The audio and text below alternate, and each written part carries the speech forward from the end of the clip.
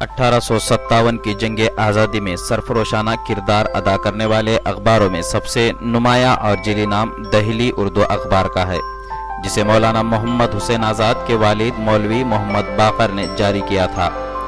دہلی اردو اخبار کو جنگ آزادی کے تحریک میں اس لیے بھی اہمیت دی جاتی ہے کہ انگریزوں نے پہلے جنگ آزادی کے ناکامی کے بعد مولوی محمد باقر کو 16 ستمبر 1857 کو گولی مار کر شہید کر دیا تھا۔ یہ ہمارا ہی سرمایہ افتخار ہے کہ ملک کی آزادی کے لیے اپنی جان نثار کرنے والا صحافی اس اردو زبان نے پیدا کیا، جس نے انقلاب جیسا لازوال نعرہ ایجاد کیا تھا۔ اردو صحافت کے لیے اس سے بڑا فخر اور کیا ہو سکتا ہے کہ اس نے ملک کے آزادی کے لیے اتنی بڑی قربانی پیش کی۔ دہلی اردو اخبار محض سیاسی خبروں سے ہی مزین نہیں تھا، بلکہ اس دور کے علمی اور ادبی سرگرمیوں کا بھی بھرپور عکس اس میں دیکھنے کو ملتا ہے۔